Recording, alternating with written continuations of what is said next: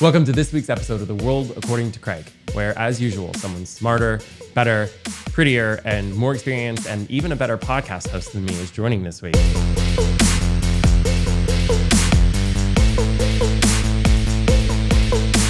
So thank you so much to Chris Grimm, an executive coach and entrepreneur that I'm so excited to have on the show. I am not smarter than you. The rest of it we can debate, but I am not smarter than you. All right, well, that's a debate for another episode. Okay. But I'm so excited to have you here, and we're going to talk a lot about, I think, things that people don't normally think about in the workplace and in terms of leadership and the differences and the difference between difference and discrimination and all of those pieces and masculine and feminine. But before we get into the meat of it, I would love for people to get to know you as well as I do and become obsessed with you, although hopefully not stalk you. Please, no stalkers. No stalkers. So you're an executive coach and you have all these amazing talent development programs and human development programs. How did you even get into that? Like because I don't imagine that when you were 6, you had like a notepad and a clipboard and went around to everyone asking if they wanted to be a better person.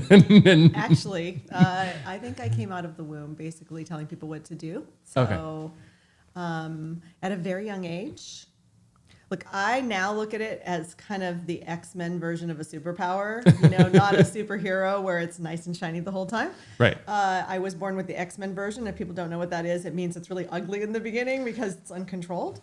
So I was kind of a teacher from the beginning. This is not a joke. My brother would tell you this is true. I would ask my teachers for the leftover handouts and things. And then my brother's younger than me. I would come home and I would play school with him and make him, of course he couldn't, he was 3 years younger, but I would pretend make him do school. Okay. So very young age, kind of bossy. So you did have a clipboard at 6. I did have a clipboard at 6, for sure I did. And my parents would tell you that I did not stop at just my brother. Like there was just an ongoing theme of me evaluating situations, my parents had me young, like high school. So that left a lot of room for them to kind of learn in process.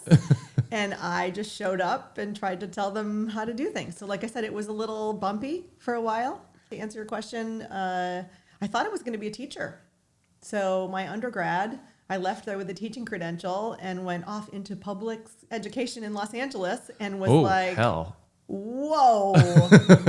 Yeah, I started in Santa Monica, actually, which is a great place to be a teacher. Lots of supportive families and lots of resources.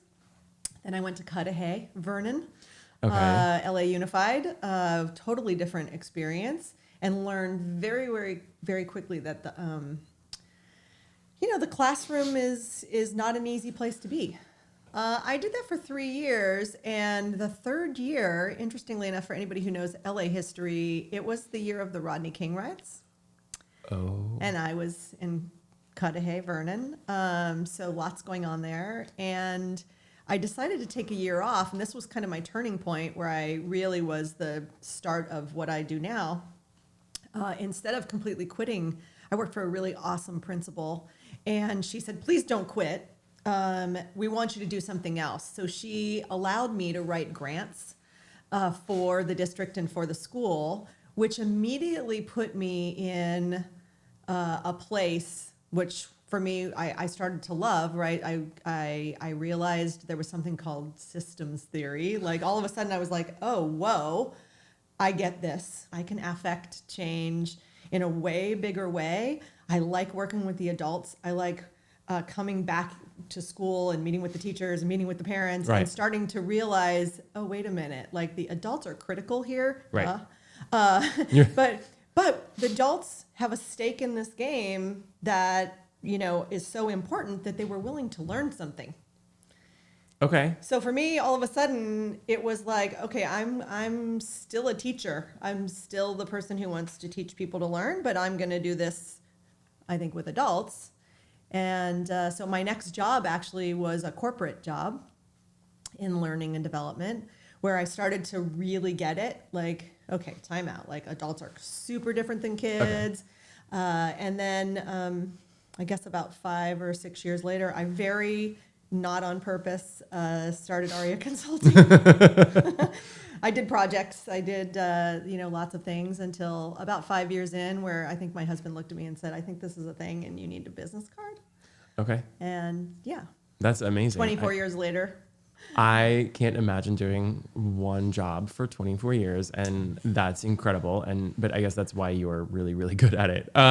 It's not the same job though. No. So it's funny that you say that, because it's not the same job. No, but it's breaking down. I think it's like progressions. It's breaking down further and further and further into that, which is like going down a dark hole or a path of light, depending on your perspective. But you started this because you went from teaching kids to like teaching adults who wanted to learn, but a lot of adults don't want to learn. Yeah. And with Aria, do you find yourself more in the situation where people have been, where they're in a crisis and they realize they need to learn something? Or is it because you have a lot of big and famous and fancy corporate people that we won't talk about, but like, are they ready to learn?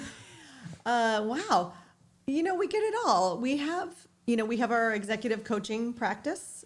We also have consulting that helps with change. So I would say to you, we see it all in all of our big engagements with companies, whether it's a small company or a large company. I think we get the people who know that part of leading, part of change, part of growing a business, or maybe even dealing with a declining business, right? Somewhere in there, the people have to do something different. And so, whether that's make better decisions or redo your strategy, whatever it is, I think everything we touch in the process has a learning component to it. Some people are aware of that and, are actively asking for help to do it. And sometimes they're not. And, we do it all. So, So there's something in there, which is like being actively aware of the change that you need externally, internally, with yourself, in your industry, your business. But I've seen firsthand when people aren't aware and you kind of somehow have to thread that needle. How do you get people in there, and how do you get somebody to take a minute and say, oh, crap, like I really need to reassess myself or my industry or my company or what I was thinking is wrong. I need to look at it in a completely reframed way. Like, is it like a come to Jesus moment? Or is it like directors with actors where you're sort of helping them navigate their own way? yeah, again, I think it's both. Sometimes it can be fairly dramatic, but sometimes it's not. Or people throwing tennis balls across the room. Or ashtrays or something. I've seen a lot. Oh, ashtrays. Real Throwback. China. Not a throwback. Okay. Yeah, I think, look, we start everything in all of our businesses. So whether you come and say, I just want to do some life coaching, or I have the president of a major talent agency, let's say, who calls and goes, they swear a lot first, and then they tell me all the things that need to happen. I'm used to that. And I say, yep, okay, coming. The first whole part is what we call discovery. And so what we're always looking for is their readiness for the outcomes they say they want. Because in every request that someone makes of us, there's a new outcome. They wouldn't be calling us. People don't pay consultants and coaches unless there's a new outcome they want. Let everybody get that straight. So when they call and they say blah, blah, blah, blah, blah, even if they don't know what they want, but they know they don't want what they have, there's outcomes. Like most of America. Like most of everybody, right? Like, I want something I don't have. Look, we're really great at being dissatisfied. And I don't think that's a bad thing. I mean, I don't love everybody complaining all the time, whatever. But in dissatisfaction is when great things happen, right? And frankly, there's whole theories about this, right? Like the more dissatisfaction we have, sooner or later, someone's going to solve that problem and something great happens. So that's where innovation is actually born. But I think that, in our corporate customers, which is a little different than individual coaching, but it's the same people, right? We've got to help them let's get clear about the outcomes you want. Let's get clear about how far away we are from that. And then how ready are you to actually be on that journey, right? Because like you're saying, sometimes it needs a few come to Jesus moments. Like, honey, whoa, that's way over there. I'm not saying no. I'm saying, really? And are we willing to do all the things that it's going to take to get there? The more people you have to bring along with you, right? As Right. you know, means to me, the readiness really has to be there in all your stakeholder groups. And everybody then has to be willing, if they're ready, to acknowledge the plan and the roadmap to get there. Sometimes, as you know, that means a lot of people change. Sometimes it means resources, right? Like, Right. and most of the time, I would say to you, it's both. There's something really profound you said. There's just like dissatisfaction can lead to change. And I think a lot of people are in a dissatisfaction moment and don't necessarily realize that. Like they're frustrated or they're angry. I And mean, right now, yeah, we got a lot of dissatisfaction. we have a lot of dissatisfaction. We have a, so in so many directions, but how do you know, Yeah. how, if somebody's dissatisfied, how can they move from dissatisfaction to change? What's that first step? If they're listening, they're like, I am dissatisfied, Dissatisfied. Right? right? Like raising their hand. It's a whole lot of people raising their hand. Like, how do you move from, Yeah. what's the next step? Like, what do you do? Because it's sort of like you're standing at the starting line and a lot of people don't know how to put one foot in front of the other, understandably. Yeah, it's a great question. So, because everybody's dissatisfied right now, there's a few paths you could take. So I think that people Quit have it all to and move step to back. Mexico. Well, there's that. That's happening. I mean, there are people moving, for sure. I think that outside of doing something extreme, because of course that's always an option, or it is always an option. But I would say it's important for people to kind of sit with, and I know this is happening. You and I have actually talked off camera about this. Right now, I think that the level of discomfort and uncertainty, along with dissatisfaction, right? Dissatisfaction is like a big bucket. We can put it all in. But, there are people who, just because of the last year we've had and this pandemic, their work changed, their home changed. So again, I would say you need to spend some time alone, really being honest with yourself around, what is at the core of my dissatisfaction. And, I'm finding it common right now that even executives that I've been coaching for years are realizing, well, they weren't happy 3 years ago. Right. Well, And now it's just exacerbated because of all of it going on. So, sometimes I have to say, time out. Like, we've been having this conversation for a really long time. I'm not shaming you. I'm just saying, can you just be at least honest with yourself about, each part of your life and, maybe levels of dissatisfaction so that you don't get overwhelmed by it, thinking that you have to run away to Mexico. right. Well, yeah. Or society stages the new purge, and then we're really screwed. Yeah. I think when we look at the world, one of the interesting things about the pandemic is starting with the Affordable Care Act, which I think was an unintended side effect of mandating equal coverage for mental health and as for physical health. And then in the pandemic, we've seen a real lean into emotional wellness and all these other things. So what's that bridge? What's that bridge for people to say, okay, this is more than a Motivational Monday post? That's right. So they're looking inside and they're saying, it's like a little crack of light. Yes. So a little bit like Glasnow's perestroika, what like destroyed the Soviet Empire, but it's just like Yes. the little crack of light of what capitalism looked like. And the next thing you know, the whole kit and caboodle falls apart. So how do people not fall apart when that little crack of light comes along? Yeah, it's so good. Gosh, you just said so much, and my brain's like, oh, I want to go there. Look, I think that, first of all, people need to have discernment first around what is on social and what is available on the interweb. There's a lot, and there are a lot of great books, and there are a lot of great people doing really good things. There's also a lot of noise. So much noise. Right? So that is, I think, just have discernment, like, again, being doing your own discovery, not knee-jerk reacting into, right now, a big pet peeve of mine, I think I might have shared this to you, but, everybody's a coach. And it's in the last few years, this has been happening. Tons of programs you can be certified in. Some of them are really good. Some of these people are probably really good, but they're not experienced as coaches. So I would say if in fact you have some real serious issues to work out for yourselves, and that could be like wanting to leave your job and change your career. Like that's not a small thing. Right. But also even, leaders saying to me, that they're sorting through, like I said to you, the layers of dissatisfaction and the layers of what are now seeming like problems. Right. Like this is a thing I have to solve.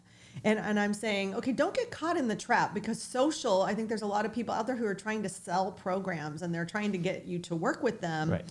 And so they're their own private masterclass. They're identifying with the pain. Right.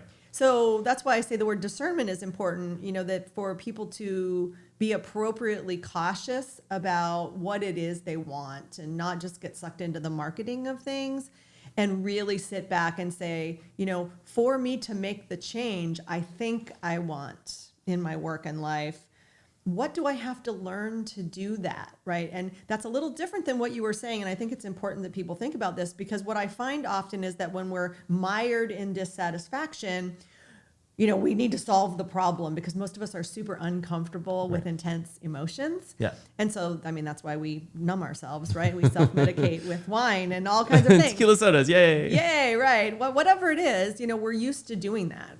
And so getting a coach and getting a therapist sometimes can come from that same place. Yeah, you shouldn't be using that to self-medicate. Yeah. No. Right. So I would say to you, really thinking about, again, what's that new outcomes I want? And what do I have to learn to get there? And then I can pick my guide. That's an important thing for people to realize, which is we go through life and we're often so busy being in the weeds of life. My kids need this, my job needs this, and that sort of thing. And at the end of the day, a lot of people are like, I just need to sit down with a glass of wine and watch TV or whatever it is. But the reality is TV is an input, right? And it's That's not, right. and it's more noise, and it doesn't matter how great the show is. Yep. Not knocking TV, love to watch TV, but it's that calm, that quiet, that moment. We don't spend a whole lot of time alone as a people. We're taught to not like silence. Totally. And the number one piece of advice I don't see out there is telling people to embrace the silence. Like I don't see any motivational Monday posts that are like Avvi. You see, we do silent Yes, retreats. Before COVID, we were running full silent which retreats. is the perfect transition to that because you are one of the few people out there with Avvi with you are helping people find this energy because I am a deeply religious and spiritual person, and I do believe in this energy of the universe. Like that there are ways that our bodies work. I joke that we can put people on Mars, but we still have no idea how the brain works. Like decades into research, we have zero idea how to we can actually grow a brain in a lab, but we can't flip a switch and turn it on. That spark is important. That spark is humanity. And now you're helping people to try to tap into that in some way with some level of Let me kind of come back for a second and tell people what we're talking about is we have, I call it the third brand, if you will. It's all the same company, to be honest with everybody, but I needed different ways to take our core methodologies and bring it to different buyers in different ways. And also because I knew, what I've learned over time is that each person, like you're saying, is on a journey. right. And by the way, dealing with dissatisfaction today doesn't mean you're not going to be dissatisfied about something else in like a week. So it is a journey. Our life is that. And what I found, back to your silence thing, is that in our corporate work, oftentimes our work in companies with leaders, as I was saying earlier, is highly structured. We're looking for business outcomes related to the team or the leaders, and that's totally appropriate.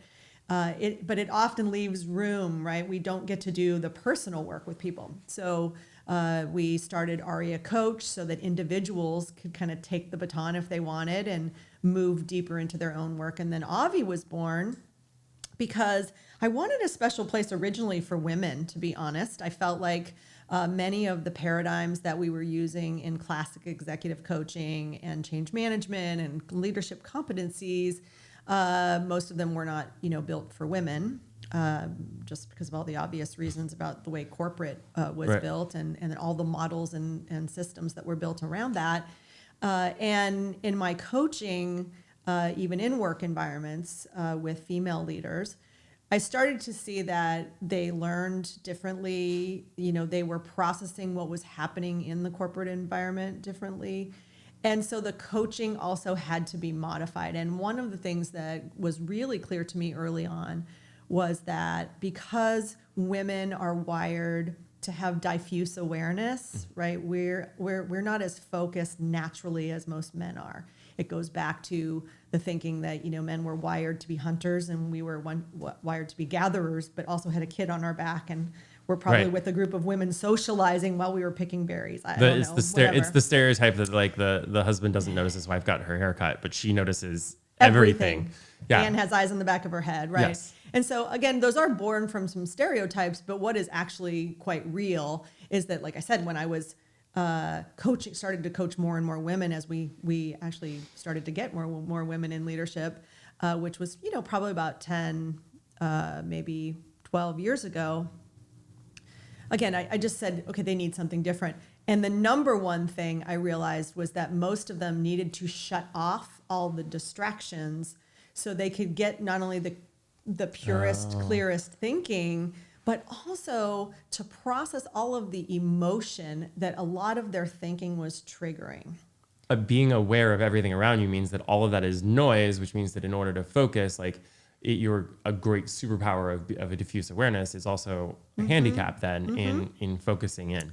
Right. And look, there are women, I've coached some amazing leaders who have learned over time, over a lifetime, by the way, on how to, play in the world that in many cases rewards more masculine behavior or a certain type of masculine behavior, I'll say.